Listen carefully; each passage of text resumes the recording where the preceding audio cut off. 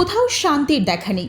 নরেন্দ্র মোদীরা যেদিকেই তাকায় সেদিকেই এখন সাগর শুকায়। তৃষ্ণায় পানি না পেয়ে ছটফট করে দিল্লি। নয়াদিল্লিতে নতুন সুর তুলেও আর লাভ নেই। একে একে মোদী রাজ্যের সব তাল লয় কেটে যাচ্ছে। ধুন হারিয়ে খুন হচ্ছে গদি মিডিয়া।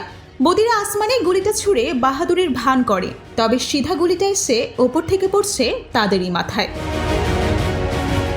নয়াদিল্লি খিল্লি করেও আর পাত্তা পাচ্ছে না, কেউ তাদের আর ধরছে না গোনায়। শুদ্ধ হিন্দু রাষ্ট্রের স্বপ্নে বিভোর মোদী অমিত শাহদের শুধু কেটে যাচ্ছে। তারা কোনো মতেই বুঝতে পারছে না আসল নাটাইটা আসলে কাদের হাতে, কে খেলছে আসল খেলা। মাস্টার পরিকল্পনার পরই উড়ে গেছে বহুদূর। কল্পনার করাঘাত এখন দুঃস্বপ্ন হয়ে ফিরছে দিল্লিতে। পিয়াসে ভোগা দিল্লির পাপিয়া এখন বড্ড নিরাশ। কোথাও এখন কিচ্ছুটি নেই। হাহাকার কেবল ভর করে তাদের চোখের তারায়। হাসিনা হারানোর বেদনার ঘোর ভরসায় তারা শুনতে চাইছে চৈতি কোকিলের ডাক, কিন্তু ওয়েটিং ফর গডনাটকের মঞ্চায়নে নিরাশ তারা। গড তো আর আসে না, দিল্লির মুখও আর হাসে না। উল্টো বেরসিক সময় ভারতকে তার যোগ্য পাওনা জুৎসই করেই বুঝিয়ে দিচ্ছে। একে একে তল্পিতল্পা সব কেড়ে নিচ্ছে। সাহসের সৎকার করে দিল্লি কিনছে কেবল শঙ্কা আর ভয়। বিপরীতে সার্জিক্যাল স্ট্রাইক ফিরছে দুঃস্বপ্ন হয়ে। বালাকোট মনে করাচ্ছে তাদের সামনে চরম দুঃসময়। এবার আরও এক পরাজয়ের সাক্ষী হলো ভারত। বাংলাদেশকে কাবু করতে গিয়ে উল্টো নাকানি চুবানি খেয়ে মোদীর দেশের সীমান্তরক্ষীরা। বিএসএফ বুঝতে পারছে হাড়ে হাড়ে ফুরিয়ে গেছে তাদের রাজত্ব। ঝংকার শূন্য ঝলসা ঘর, শরাব সুরায় আর জমবে না গানের আসর। বাংলাদেশ আর চলছে না কোনো দিল্লি তাবেদারদের জমিদারির প্রথায়। কেউ আর চলবে না দিল্লির ইশারায়। দূর থেকে তাই রিমোট কন্ট্রোল টিপে কোনো লাভ নেই, বরং হাতের আঙুলগুলোতেই বাড়বে ব্যথা। এবার বিএসএফ এর ইসরায়েল স্টাইলের আগ্রাসনকে লাল কার্ড দেখালো দিনাজপুর। ইটের জবাব দিল আস্ত পাথরে।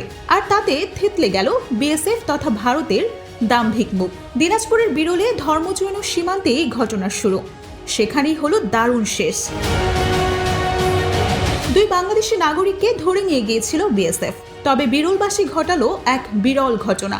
কথিত পতাকা বৈঠক, বিএসএফ এর মুখ পানে চেয়ে অপেক্ষা করার পুরনো রীতি সব যেন উল্টে দিল এই দেশের জনগণ।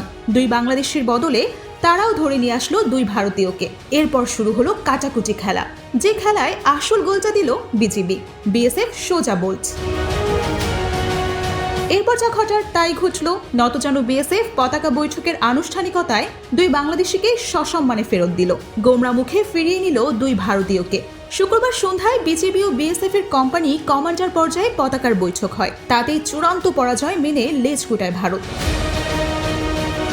শুক্রবার দুপুর 12টার দিকে ধর্মজৈন এলাকায় ধান কাটা ও মাড়াইয়ের সময় দুই বাংলাদেশি কৃষককে ধরে নিয়ে গিয়েছিল বিএসএফ। তারপরেই ফুঁসে ওঠে বিরলের মানুষ, তাদের সাথে ফুঁসে ওঠে গোটা বাংলাদেশ।